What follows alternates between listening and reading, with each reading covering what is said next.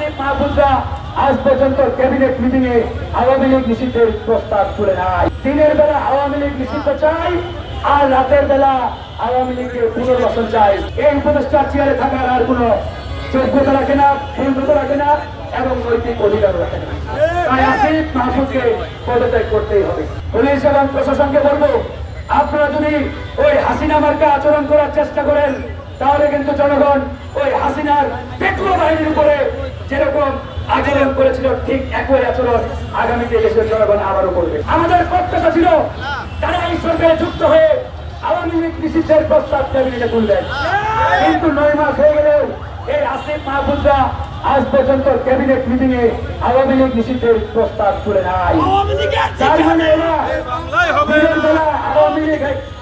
দিনের বেলা আওয়ামী লীগ নিষিদ্ধ চাই আর রাতের বেলা আওয়ামী লীগের পুনর্বাসন চাই, এই ফর্মুলায় কাজ করছে।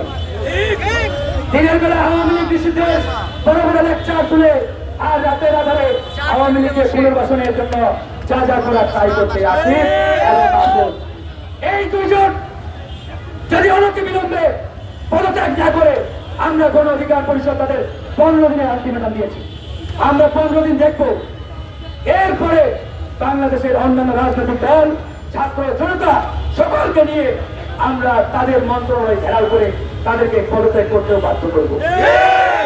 নৈতিক ভাবে এই উপদেষ্টার চেয়ারে থাকার আর কোন যোগ্যতা রাখে না, বন্ধুত্ব রাখে না এবং নৈতিক অধিকার রাখে না। তাই আসিফ মাহফুজকে পদত্যাগ করতেই হবে।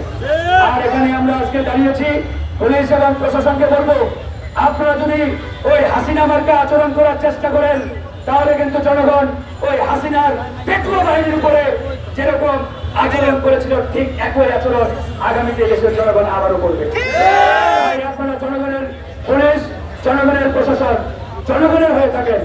আমরা চাই পুলিশ বাহিনী যাতে জনগণের বন্ধু হয়ে কাজ করে। এই পুলিশ বাহিনী বিগত 17 বছরে হাসিনার পেট্রোল বাহিনীর রূপে যেভাবে ব্যবহৃত হয়েছে, আগামীতে এই পুলিশ প্রশাসন যাতে আর কোন সরকারের পেটুয়া বাহিনীর ভূমিকা লিপ্ত না হয়, এটা আমাদের প্রত্যাশা থাকবে। সেই জায়গা থেকে আমরা প্রয়োজনে পুলিশ প্রশাসনকে সহযোগিতা করতে প্রস্তুত আছি। তার আগে এই পুলিশ এবং প্রশাসনের আচরণের পরিবর্তন আনতে হবে। তাই আমরা প্রত্যাশা করি আমরা সকলকে নিয়ে একটি সুন্দর সোনার বাংলাদেশ নির্মাণ করবো, জনগণের সঙ্গীতে বাংলাদেশ নির্মাণ করবো। তো যাদের বন্ধুগণ, আজকে এখানে আমরা আছি, আমাদের একটি প্রতিনিধি দল ইতিমধ্যে ভিতরে প্রবেশ করেছেন। তারা স্বরাষ্ট্র উপদেষ্টাকে স্মারকলিপি দিয়ে তার সাথে কথা বলবেন, এরপরে বের হয়ে আবারও আমরা আপনাদের সাথে কথা বলবো।